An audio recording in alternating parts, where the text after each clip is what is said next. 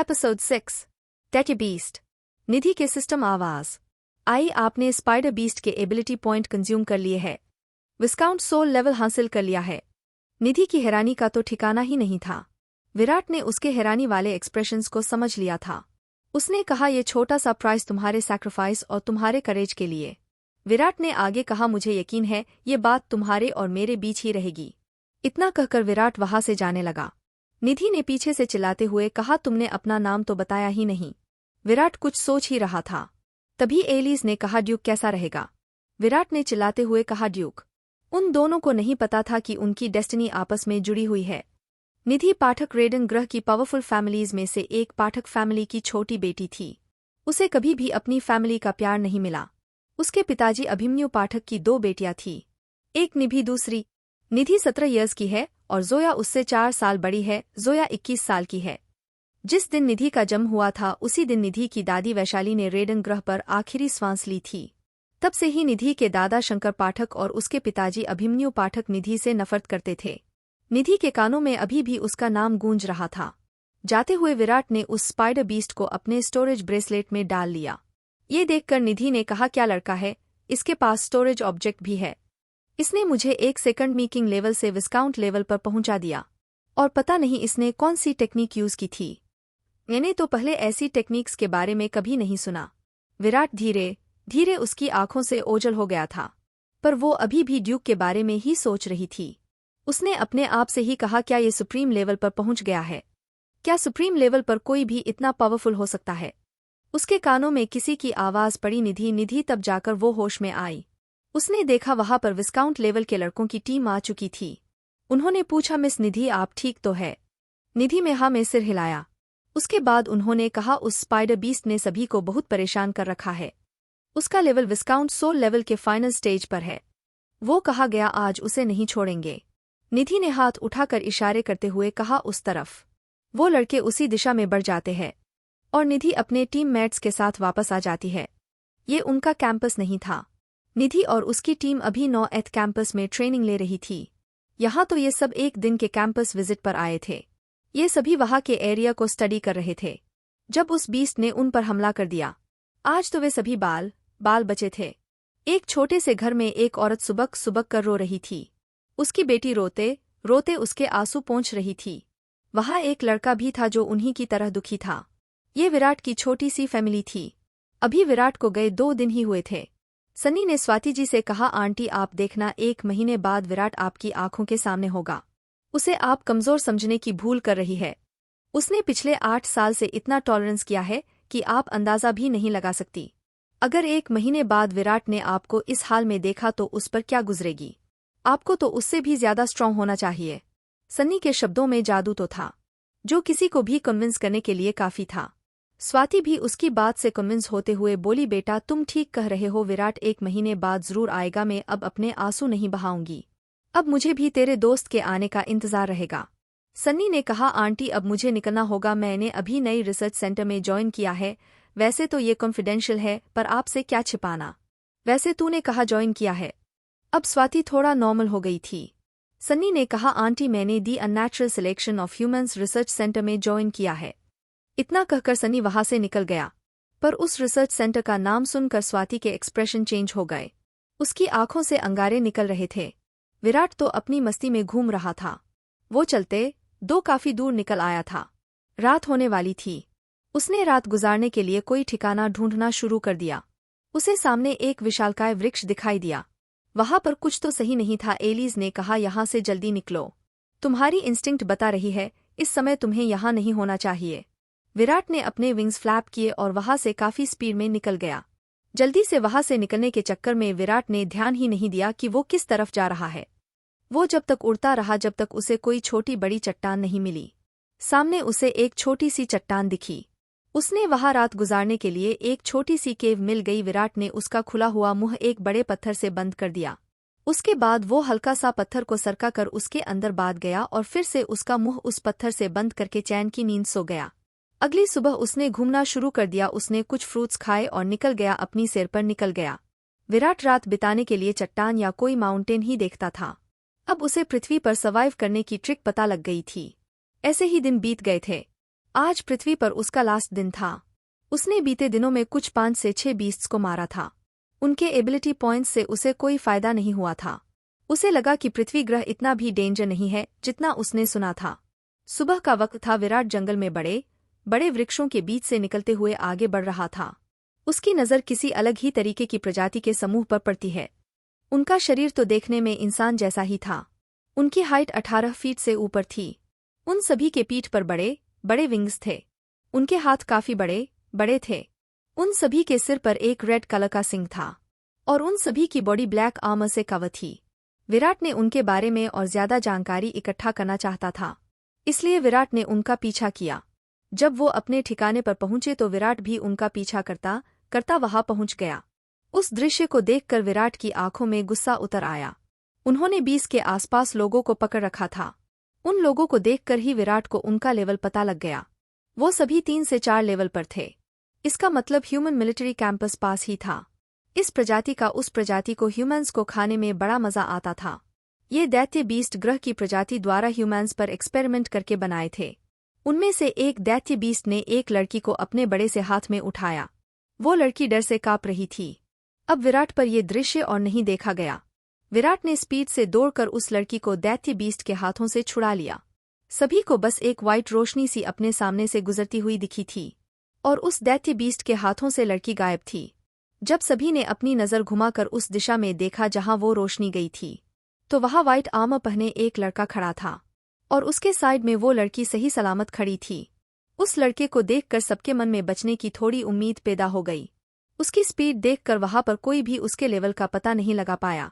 जिस दैत्य बीस्ट के हाथ से विराट ने लड़की को छीना था वो तो गुस्से से पागल ही हो रहा था।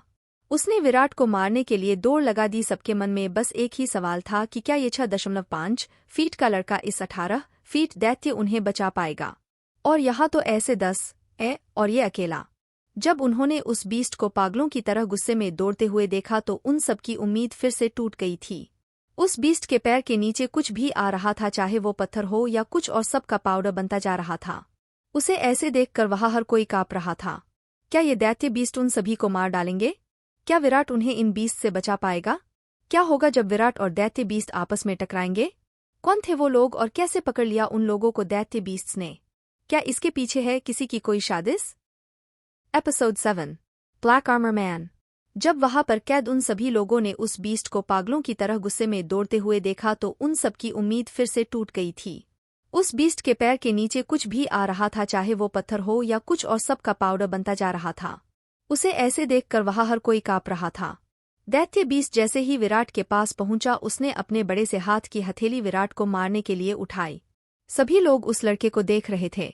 एक ने कहा, ये सिर्फ हमारे लिए अपनी जान गंवा रहा है। दूसरे ने कहा, आज भी दुनिया में ऐसे लोग हैं जो किसी दूसरे के लिए अपनी जान भी दे दे। मैंने तो ऐसा किसी के बारे में नहीं सुना। एक ने कहा, भला अच्छा बेवकूफ लड़का है, हम तो मरने ही वाले हैं, फिर इसे बीच में आने की क्या जरूरत। कोई कुछ कह रहा था, कोई कुछ। लेकिन तभी उन्होंने कुछ ऐसा देखा कि उन सभी के ज़बान पर ताला लग गया। उनके हलक से आवाज ही निकलनी बंद हो गई। उन्होंने देखा जैसे ही दैत्य बीस्ट की हथेली विराट को लगने ही वाली थी, तभी विराट ने थोड़ा राइट टर्न लेकर एक जंप लगाई और अपना छोटा सा मुक्का उसकी छाती में मारा। उस मुक्के का इम्पैक्ट इतना ज्यादा था कि वो दैत्य बीस्ट हवा में उड़ता हुआ पेड़ों को तोड़ता 100 मीटर दूर जाकर गिरा। उसका गिरना भी वहां की धरती को कांपने पर मजबूर कर दिया। धरती में कंपन उसके गिरने की वजह से नहीं था, वो तो विराट के मुक्के का इम्पैक्ट था, जो दैत्य बीस्ट के गिरते ही उसके शरीर से होते हुए जमीन में चला गया था। वो दैत्य बीस्ट सुप्रीम सोल लेवल पर था। ये बात एलिस ने पहले ही विराट को बता दी थी। विराट का पावरफुल मुक्का देखकर एलिस ने कहा, इसलिए कहते हैं कि प्रैक्टिस करना बहुत जरूरी है। जो लड़की विराट के साइड में खड़ी थी वो तो विराट के मुक्के के अपोजिट इम्पैक्ट से 10 फीट पीछे चली गई थी। वो लोग जो अभी तक विराट के बारे में बातें बना रहे थे, उन्हें तो यकीन ही नहीं हो रहा था कि उनके जैसे ही एक लड़के ने उस दैत्य बीस्ट को एक ही झटके में मार दिया। यह अब तो उनकी भी कुछ बोलने की हिम्मत नहीं हो रही थी। वो सभी लोग विराट की फुर्ती देखकर अचंभे में थे। अपने साथी को मरा देख वो सभी दैत्य बीस्ट गुस्से में विराट को मारने के लिए भागे। उनके से कुछ ने वृक्ष के मोटे तने उठा लिए। विराट ने सोचा कि अगर वो यहाँ इनसे फाइट करता है तो हो सकता है ये लोग घायल हो जाए। इससे अच्छा है कि मैं थोड़ी दूर जाकर इनसे फाइट करता ही। एलिस ने कहा, अरे तुम तो अपना माइंड भी यूज करने लगे। मुझे लगा शायद दिमाग से काम लेना तुम्हारे बस की बात नहीं है। विराट ने कहा, तुम मेरी तारीफ कर रही हो या बुराई? एलिस ने कहा, इनमें से जो तुम्हें पसंद नहीं है वहीं कर रही हूँ। विराट ने हंसते हुए कहा, अच्छा है, तुमने मेरी तारीफ नहीं की। मुझे अपनी तारीफ सुनना बिल्कुल पसंद नहीं है। एलिस ने कहा, वैसे हम हैं तो एक ही। ये हो ही नहीं सकता कि हम बहस करें और उसका कोई रिजल्ट भी निकले। तभी विराट ने स्पीड में वहां से दौड़ लगाई और जाते हुए लकड़ी के बड़े से पिंजरे को उसने एक तरफ से किक मारकर तोड़ दिया। उस किक ने वहां लगे पेड़ के तने के टुकड़े दो कर दिए। उस पिंजरे में सभी लोगों को बंद करके रखा गया था। उसके बाद वो उनसे 1 किलोमीटर दूर निकल गया। वो दैत्य बीस्ट भी विराट की तरफ दौड़ पड़े। वो सभी लोग भी उसी दिशा में दौड़े जहां विराट गया था। उनके साथ वो लड़की भी उन सभी के साथ उसी दिशा में भागने लगी। उनका डर तो विराट को देखकर पहले ही खत्म हो चुका था। अभी वो 700-800 मीटर दूर ही गए थे कि वहां का नजारा देखकर उन्हें पैरों के नीचे से जमीन खिसक गई। जब उन्होंने एक दैत्य बीस्ट को आकाश की ओर उछलते देखा, विराट बहुत ही फुर्ती से उन सभी पर वार कर रहा था। उन लोगों ने ऐसा फाइटर आज तक नहीं देखा था। कुछ बीस्ट्स ने एक साथ हमला किया, पर वो सभी विफल रहे। विराट का मुक्का किसी के जबड़े पर लग रहा था तो किसी के सीने पर। जिसको भी विराट का एक वार लगा वो दोबारा आया ही नहीं, क्योंकि एक वार ने ही उनकी जिंदगी खत्म कर दी थी। एक दैत्य बीस्ट ने पेड़ के मोटे से तने का वार विराट पर किया था, पर उसके अपोजिट विराट ने एक किक उस तने के एक सिरे पर मारी जिससे वो तना उस दैत्य बीस्ट की छाती चिरकर निकल गया। उसे देखकर तो किसी भी दैत्य ने हाथ में वृक्ष का तना नहीं उठाया। 1 मिनट में विराट ने सभी दैत्य बीस्ट्स को जान से मार दिया था। उन लोगों ने जो कैद में थे ऐसा कुछ देखना तो दूर, कभी ऐसे नज़ारे के बारे में सुना ही नहीं था। उन्हें ये भी लग रहा था कि वो ह्यूमन बीइंग ही नहीं है। इतना पावरफुल कोई कैसे हो सकता है? उन सभी में से एक ने कहा, हमें यहाँ से निकलने का रास्ता नहीं पता, क्या तुम यहाँ से निकलने में हमारी हेल्प कर सकते हो? विराट ने एलिस से पूछा, क्या तुम यहाँ से निकलने का रास्ता बता सकती हो? एलिस ने कहा, जो आप कहे। उसके बाद विराट ने हाँ में सिर हिलाया और उन्हें अपने पीछे आने को कहा। रास्ते में चलते समय जिस लड़की को विराट ने सबसे पहले बचाया था, उसने पूछा, तुम कौन हो और कौन से कैंपस से हो? पर विराट कुछ नहीं बोला। एक ने पूछा, तुम कौन से लेवल पर हो? किसी ने पूछा, तुम्हारी स्पीड इतनी ज्यादा कैसे है? एक और ने कहा, तुम्हारा नाम क्या है? जब विराट ने किसी के भी सवाल का कोई जवाब नहीं दिया तो उन्हें समझ आ गया कि विराट उन्हें कुछ नहीं बताना चाहता। फिर सबने सवाल पूछना बंद कर दिया। तभी विराट कहा, तुम वहां कैसे पहुंचे? उनमें से एक ने कहा, कल हमारा लेवल 3 की टीम के साथ एक कंपटीशन था। उस कंपटीशन में जो टीम ज्यादा बीस्ट्स का शिकार करेगी वो विजेता घोषित होगी। हम ज्यादा बीस्ट मारने के लालच में रिस्ट्रिक्टेड एरिया की तरफ आ गए। तभी दूसरा आदमी बोला, और इन लेवल -4 की टीम का पीछा करते हुए हम भी रिस्ट्रिक्टेड एरिया में आ गए और वहां पर हम भटक गए। और तभी उन दैत्य बीस्ट्स ने हमें घेर लिया। विराट ने सोचा कि जितना ये बता रहे हैं बात उससे ज्यादा बड़ी है। विराट ने उनसे कहा कि शायद इस घटना के पीछे ऐसी कोई कॉमन बात जो दोनों टीम्स को यहाँ आना पड़ा। उन्हें कुछ समझ नहीं आया। विराट ने उन्हें समझाते हुए कहा कि तुम्हारी टीम से किसी ने कुछ कहा हो या कुछ ऐसा हो जो तुमने यहाँ आने के बारे में सोच विचार किए बिना ही यहाँ आ गए। तभी लेवल 4 के एक आदमी ने कहा, हम सभी से तो लीडर ने कहा था इस एरिया में जाने के लिए। तभी उस लीडर ने कहा कि मुझसे एक आदमी ने कहा था, वो ब्लैक आर्मर में था, उसके फेस पर मास्क था, कि अगर तुम्हें लगे कि तुम लेवल -3 की टीम से इस कंपटीशन को हार सकते हो तो तुम्हें रिस्ट्रिक्टेड एरिया में ज्यादा बीस्ट मिल जाएंगे, जिससे तुम्हारी इंसल्ट होने से भी बच जाओगे और तुम ये कंपटीशन के भी विनर हो जाओगे। तभी लेवल -3 टीम का लीडर बोला, मुझसे भी ब्लैक आर्मर से कवर एक आदमी ने कहा था कि तुम लेवल 4 की टीम पर नजर रखना, ये जीतने के लिए किसी भी हद तक जा सकते हैं। अगर तुम उनकी टीम पर ध्यान दोगे तो तुम्हें उनकी स्ट्रैटेजी का भी पता चल जाएगा और हो सकता है तुम अपनी स्ट्रैटेजी बनाकर एक कदम आगे भी निकल जाओ। फिर तुम इस कंपटीशन के विनर तो बनोगे ही और तुम्हें नई पहचान मिलेगी, वो अलग। इस वजह से हमने इनका पीछा किया था। बात करते करते सभी कैंपस के पास पहुंच गए थे। विराट ने उनकी बात सुनकर कहा, तुम सभी का माइंड डाइवर्ट करके तुम्हें फंसाया गया था। अब तुम्हें कैंपस में मिलिट्री को उस आदमी के बारे में बताना है और सभी लोगों से कहना कि वो सतर्क रहे। इतना कहकर जैसे ही विराट जाने के लिए मुड़ा, उस लड़की ने फिर से कहा, अपना नाम तो बता दो। विराट ने एक ही वर्ड बोला, ड्यूक। विराट इतना बोलते ही वहां से एकदम इनविजिबल हो गया था। कौन था ब्लैक आर्मर वाला आदमी? किसने इन दैत्य बीस्ट्स को बनाया था? आखिर विराट कैसे इनविजिबल हो गया था? आखिर कहाँ पर होगा विराट?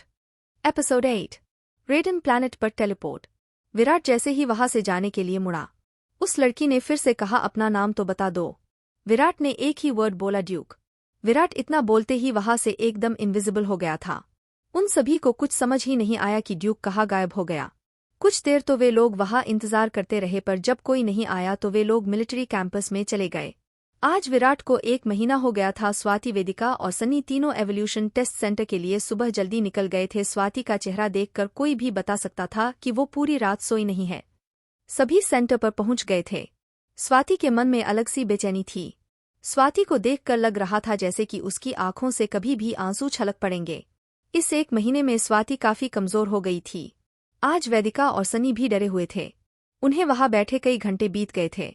उनके लिए एक से एक सेक इंतजार करना भारी हो रहा था। सेंटर के व्हाइट रूम में एकदम से विराट विजिबल हुआ। उसके चेहरे पर अलग ही खुशी थी।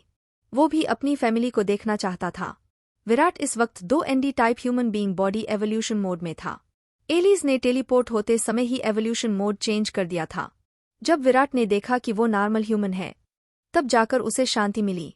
वहां खड़े मिलिट्री के जवान ने जब विराट को वहां देखा तो उसके हैरानी की कोई सीमा नहीं थी, क्योंकि उसने एक्सपेक्ट नहीं किया था कि विराट अलाइव ही वापस रेडन ग्रह पर आएगा।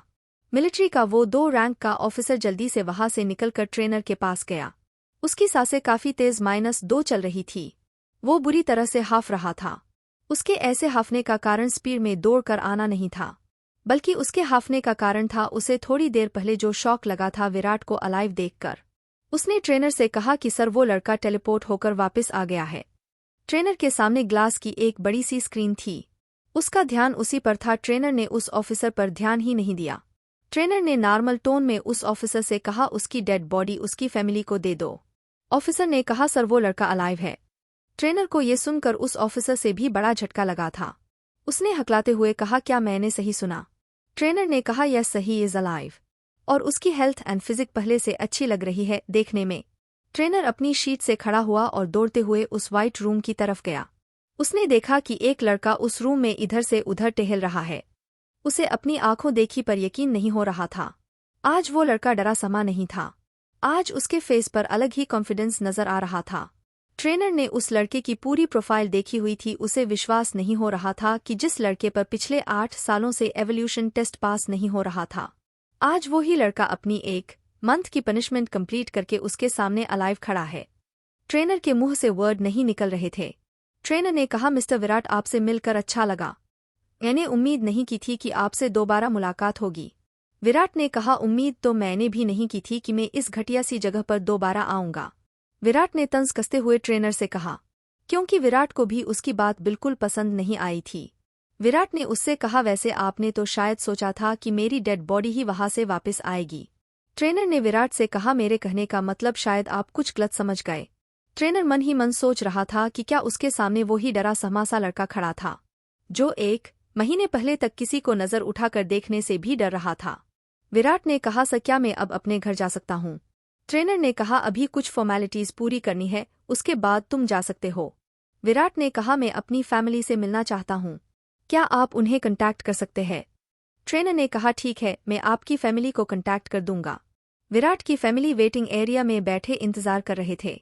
पूरे सेंटर में ये बात फैल गई थी कि वो लड़का जो एवोल्यूशन टेस्ट में फेल हो गया था, उसने अपनी पनिशमेंट पूरी कर ली है।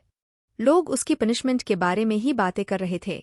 कोई कह रहा था, पता है, उसे 1 महीने के लिए पृथ्वी ग्रह पर छोड़ दिया गया था।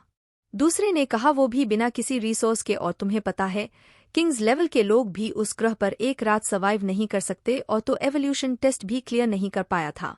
एक ने कहा, उसने कैसे उस खतरनाक ग्रह पर अपने दिन बिताए होंगे। ये खबर पूरे सेंटर में आग की तरह फैल गई थी। विराट की फैमिली के कानों तक भी ये खबर पहुंच गई थी कि एक 16 साल का लड़का पृथ्वी पर अपनी पनिशमेंट पूरी करके वापस अलाइव लौटा है। स्वाति और उन दोनों को पूरा यकीन था कि ये उनका विराट ही है। उनकी आंखों में से खुशी के आंसू बह रहे थे। मिलिट्री में हायर रैंक के ऑफिसर तक भी ये खबर पहुंच गई थी। सभी इस न्यूज़ को सुनकर हैरान थे। दूसरी तरफ दोनों कैंपस में ये न्यूज़ फैल गई थी कि एक ड्यूक नाम के लड़के ने अकेले ही 10 से 12 दैत्य बीस्ट्स को अकेले ही मार दिया था, जिन दैत्य बीस्ट को एक सुप्रीम सोल लेवल का ह्यूमन भी नहीं मार सकता। तो उस लड़के ने इतने सारे दैत्य बीस्ट कैसे मार दिए? उस लड़के का लेवल क्या होगा? ये खबर धीरे धीरे सभी मिलिट्री कैंपस में आग की तरह फैल गई। कुछ लोगों को तो ये अफवाह लग रही थी, पर आज तक कभी ऐसी अफवाह कभी फैली नहीं थी। कुछ लोग इन बातों पर भरोसा कर रहे थे। ड्यूक का नाम सभी मिलिट्री कैंपस में फैल गया और ये खबर धीरे -2 रेडन ग्रह तक भी पहुंच गई। वही एवोल्यूशन सेंटर में सबको विराट ने हैरान कर रखा था।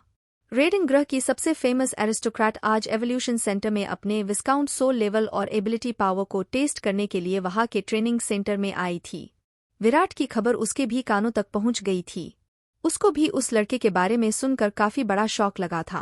वो भी तो अपनी टीम के साथ थोड़ी देर के लिए मिलिट्री कैंपस से बाहर निकले थे, जिसमें उनकी मरने तक की नौबत आ गई थी। और वो लड़का पिछले 1 महीने तक बिना किसी रिसोर्स के, बिना किसी आर्मर के पृथ्वी ग्रह पर सर्वाइव कर रहा था। ये सोचकर तो उस एरिस्टोक्रेट की रूह अंदर तक कांप गई थी। वो फेमस एरिस्टोक्रेट और कोई नहीं बल्कि निधि पाठक ही थी। निधि भी देखना चाहती थी कि ऐसा कौन सा लड़का है जिसने ये इम्पॉसिबल कारनामा कर दिखाया है। ये खबर भी सभी हायर के ऑफिसर्स से लेकर रेडन ग्रह पर भी फैल गई थी। आज सभी लाइव न्यूज चैनल्स पर सिर्फ 2 ही खबरें दिखाई दे रही थी। एक तो ड्यूक के बारे में थी और दूसरी विराट के बारे में। न्यूज में बताया जा रहा था कि कैसे एक व्हाइट आर्मर से कवर्ड लड़के ने काफी सारे दैत्य बीस्ट को मारकर 20 से ज्यादा लोगों की जान बचाई। और दूसरी न्यूज विराट के बारे में थी कि एक 16 साल का लड़का जो इवॉल्व भी नहीं हुआ था, वो पृथ्वी ग्रह से 1 महीने बाद भी जिंदा लौट कर आ गया था। इन दोनों खबरों ने रेडन ग्रह पर हड़कंप मचा दिया था। दोनों न्यूज की टीआरपी हाई रेटिंग्स पर चल रही थी। ड्यूक का तो किसी को पता नहीं था, पर विराट का सभी रिपोर्टर्स इंटरव्यू लेना चाहते थे। निधि उस लड़के को देखने जा ही रही थी कि तभी के मोबाइल पर नोटिफिकेशन आने की वॉइस रिंग हुई। जैसे ही निधि ने वो नोटिफिकेशन देखी तो उसे और भी ज्यादा शॉक लगा। क्या विराट उस एवोल्यूशन सेंटर से निकल पाएगा? क्या निधि विराट को पहचान पाएगी? आखिर क्या नोटिफिकेशन आई थी निधि के फोन पर? आखिर ऐसा निधि क्या देखा फोन में जो उसे इतना ज्यादा शॉक लगा? एपिसोड 9 फैमिली ऐसी मुलाकात। विराट का सभी रिपोर्टर्स इंटरव्यू लेना चाहते थे।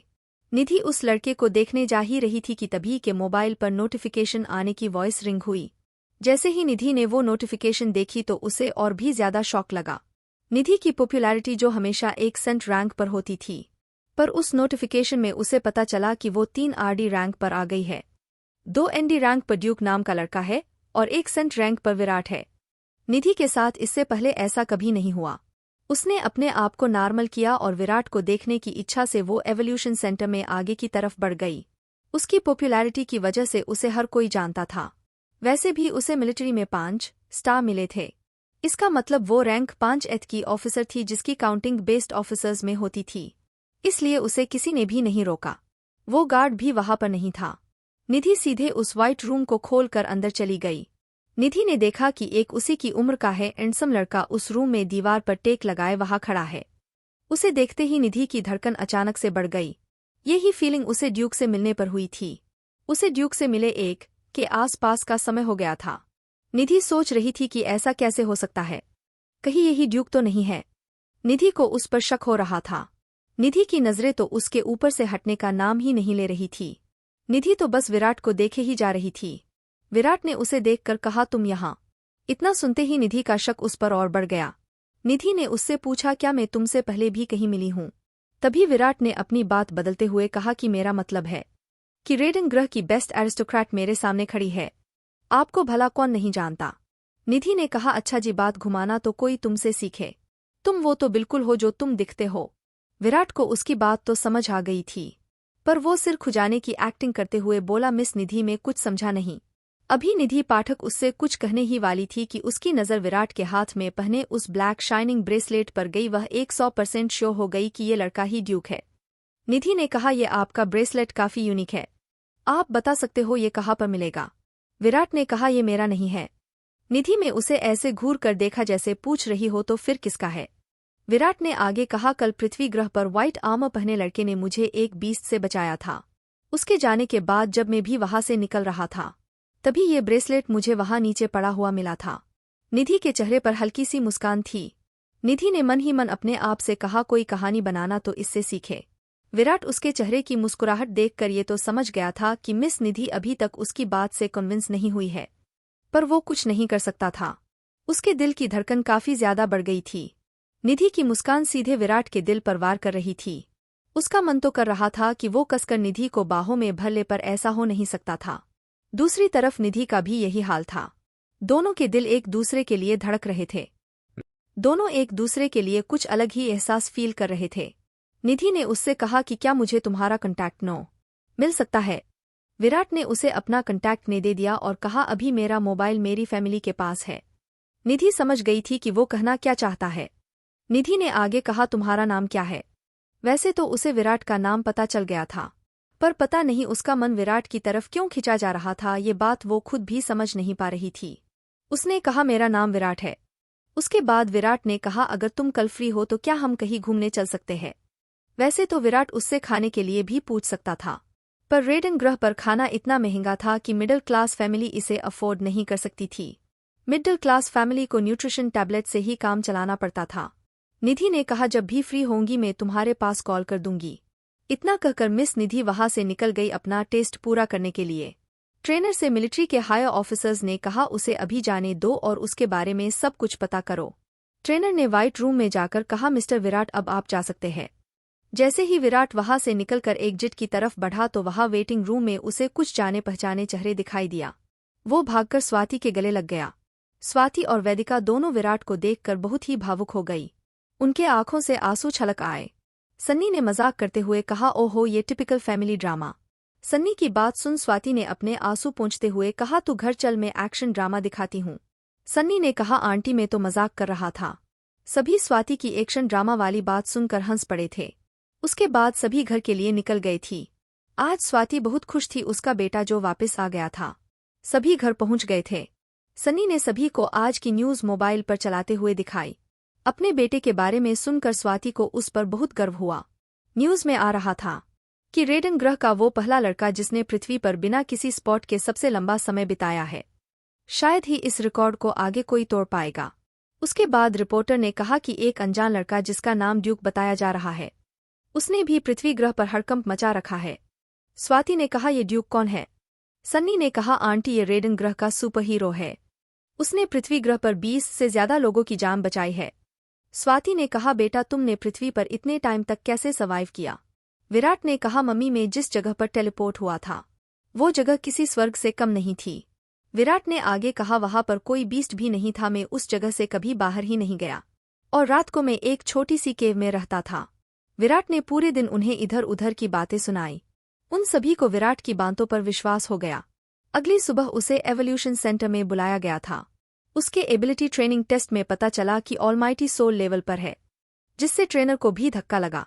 उसने विराट से कहा कि आप मुझे एक्सप्लेन कर सकते हो, ये एक प्रोसीजर है। विराट ने अपनी सफाई देते हुए कहा कि मैंने उस जगह पर 2 दिनों तक कुछ नहीं खाया था।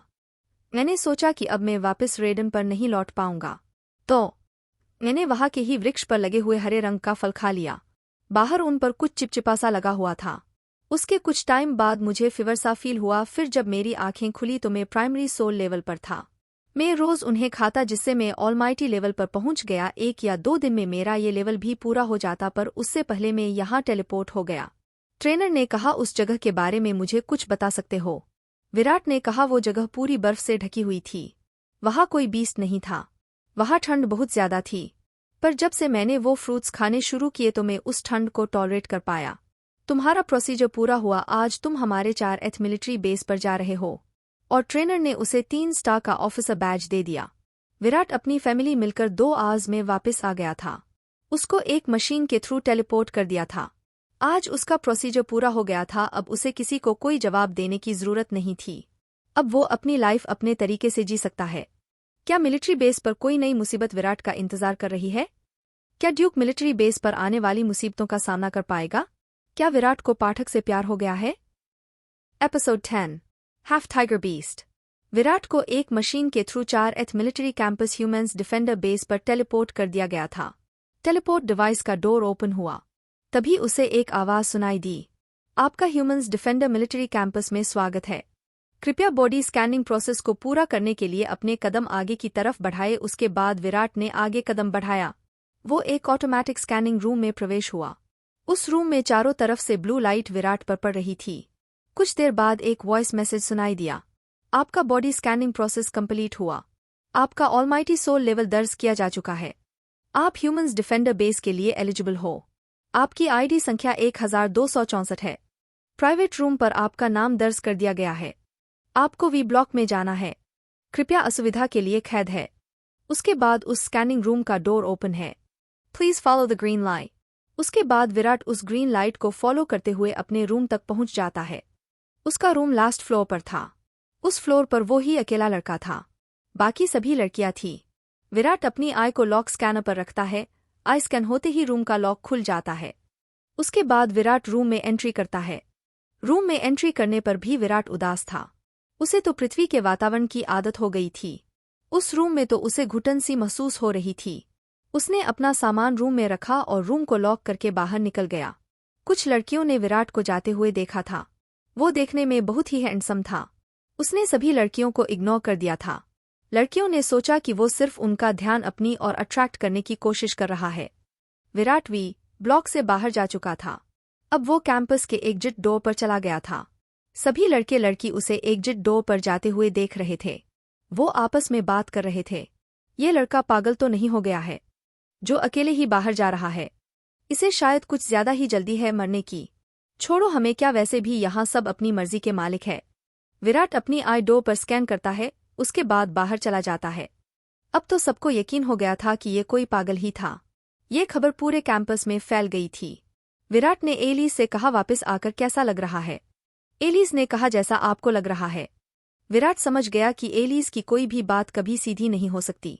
विराट को कैंपस से बाहर निकलकर बहुत अच्छा फील हो रहा था। वो आगे जंगल की तरफ बढ़ गया। उसे कैंपस से बाहर निकले 1 आवर से ज्यादा हो गया था। विराट ने उस स्पाइडर बीस्ट को निकाला और अपने एवोल्यूशन टाइप को चेंज करके वो ड्यूक वाले अवतार में आ गया था। अपनी एनर्जी लाइट से विराट ने उस स्पाइडर बीस्ट की बॉडी को जलाना शुरू कर दिया था। कुछ टाइम बाद वेपन में बदलने लगा। कुछ टाइम बाद वो स्पाइडर रेड और ब्लैक कलर की एक मजबूत तलवार में कन्वर्ट गई थी। विराट ने दोबारा अपनी बॉडी का एवोल्यूशन टाइप चेंज कर लिया था। विराट ने उसे अपने हाथ में लेकर एक वृक्ष पर हमला किया। उस तलवार के एक ही प्रहार से उस वृक्ष का इतना मोटा तना 2 टुकड़ों में कटकर नीचे गिर गया। विराट ऑलमाइटी पर होते हुए भी उस विस्काउंट स्पाइडर तलवार की पावर देखकर शॉक था। उसने उस तलवार को स्टोरेज ऑब्जेक्ट में रख दिया। विराट की एनर्जी काफी हद तक ड्रेन हो गई थी, इसलिए विराट एक वृक्ष के नीचे बैठकर आराम करते करते फ्रूट्स खा रहा था। कुछ टाइम बीतने के बाद अब उसे अच्छा लग रहा था। तभी उसके कानों में किसी की आवाज सुनाई दी। वो एक बीस्ट की दहाड़ की आवाज थी। विराट ने भी उसी दिशा में भागना शुरू कर दिया। कुछ दूर जाकर उसने देखा कि कुछ लड़कियां मिलकर एक बीस्ट से लड़ रही थी। उसका सिर तो उसका टाइगर का था और उसका धड़ भैंसिंग का था। वो हफ टाइगर बीस्ट करीब 5 मीटर लंबा था। एलिस ने कहा, ये बीस्ट डिवाइन सोल पर है। ये लड़कियां इस बीस्ट को नहीं मार पाएंगी। ये 5 लड़कियां इस बीस्ट के हाथों मारी जा सकती है अगर लड़ाई कुछ देर और चली। इन लड़कियों की पूरी एनर्जी ड्रेन हो चुकी है। विराट ने एलिस से कहा कि उस बीस्ट को ह्यूमन बॉडी एवोल्यूशन से मारने के कितने % चांस है। एलिस ने कहा, तुम्हारे ऑलमाइटी लेवल की पावर बाकी ह्यूमंस के मुकाबले ज्यादा है। तुम अपनी पावर और माइंड एबिलिटी से उसे बड़े आराम से मार सकते हो। बस फिर क्या था, तो हमला करने के लिए रेडी था। अब उन सभी लड़कियों की हिम्मत जवाब दे गई थी। वो बीस्ट मौका देखकर एक लड़की पर झपटा। उस लड़की की तो सांसें चलना ही बंद हो गई थी। सभी लड़कियां अपने टीममेट्स को आंखों के सामने मरता देख रही थी, पर वो कुछ कर नहीं पा रही थी। उसने उस लड़की को मारने के लिए अपना जबड़ा खोला ही था कि तभी किसी की जोरदार आवाज उस बीस्ट के कानों में पड़ी। विराट ने अपनी तलवार नहीं निकाली थी। वो उसे ड्यूक के लिए अच्छी लग रही थी। विराट ने दौड़ते हुए कहा, अपनी तलवार फेंको। तभी उस टीम की लीडर ने बड़ी फुर्ती से अपने हाथ में पकड़ी तलवार विराट की तरफ उछाल दी। विराट ने उस तलवार को जंप करके हवा में ही पकड़ लिया। विराट ने लड़कियों से कहा कि जोर से चिल्लाओ। वो बीस्ट उस लड़की को खाने ही वाला था कि तभी उन लड़कियों की तेज शोर करने की वजह से उसका ध्यान भटक गया, और ध्यान भटकने की वजह से जैसे ही वो बीस्ट पीछे घुमा, वो बड़ी सी तलवार उसकी एक आंख को चीरती हुई उसके दिमाग में पूरी घुस गई। वो बीस्ट कुछ देर तो वही खड़ा रहा, फिर एकदम से धम की आवाज के साथ जमीन पर गिर पड़ा। सारी लड़कियां बड़ी हैरानी से उस लड़के को देख रही थी। सभी ने उस लड़के की चालाकी को बड़े ध्यान से देखा था। उस लड़की ने तो आज मौत को बहुत करीब से देखा था। वो अभी भी सदमे में थी। कुछ देर तो उसे विश्वास ही नहीं हुआ कि वो जिंदा भी है। इन लड़कियों की टीम उस कैंपस में टॉप 3 की लिस्ट में थी। इन्होंने आज तक किसी भी लड़के की मदद नहीं ली थी, पर आज सिचुएशन कुछ और थी। वे लड़कियां यही सोच रही थी कि अब वो लड़का उन्हें बचाकर अपने आप को कुछ ज्यादा ही अपने आप को हीरो ना समझने लगे और उनके सामने ज्यादा ही शो ऑफ करेगा और इतनी मेहनत के बाद भी उन्हें कुछ हासिल नहीं होगा। वो लड़का तो इस बीस्ट पर अपना ही हक जमाएगा, वो किसी और को क्यों अपनी मेहनत का फल देगा। अभी वो लड़कियां ये सोच ही रही थी, तभी विराट सीधा लीडर के पास गया और तलवार देकर उसने लीडर से कहा, थैंक यू मुझ पर विश्वास दिखाने के लिए। इतना कहकर वो वहां से जाने लगा। तभी उस लीडर ने कहा, तुम अपना बीस्ट तो यहीं भूल गए। विराट ने रुककर कहा, इस पर मेरा कोई हक नहीं है, ये तुम सभी की मेहनत का फल है। सभी लड़कियों ने उसके बारे में क्या सोचा था और वो क्या निकला। अब लीडर भी अपनी सोच पर शर्मिंदा थी। लीडर ने उससे पूछा, तुम्हारा नाम क्या है? उस लड़के ने कहा, मेरा नाम विराट है। इतना कहकर विराट वहां से आगे की तरफ बढ़ गया। वो लड़कियां तो विराट को देखती रह गई। उस लीडर का नाम वाणी था। रश्मि ने अपनी साथियों से कहा, मैंने आज तक अपनी लाइफ में ऐसा लड़का नहीं देखा जिसे ना तो हम में कोई इंटरेस्ट था ना ही उस बीस्ट में, और एक हम थे जो उसके बारे में क्या -2 सोच रहे थे। वाणी ने कहा, उसने अपना नाम विराट बताया था। वो हमारे ही वी ब्लॉक में होगा, पता करो उसके बारे में, मुझे उसकी सारी डिटेल चाहिए। सभी लड़कियां उस बीस्ट्स के 5 हिस्से करके उन्हें वहां से लेकर निकल जाती है। वही विराट तो अपनी मस्ती में मस्त उस घने जंगल में आगे ही बढ़े जा रहा था। विराट का उस जंगल में कोई पीछा कर रहा था। विराट को लगा तो था कि कोई उसका पीछा कर रहा है। आखिर लीडर विराट के बारे में क्यों पता लगाना चाहती है? आखिर वाणी के मन में क्या चल रहा है? विराट का पीछा उस जंगल में कौन कर रहा है?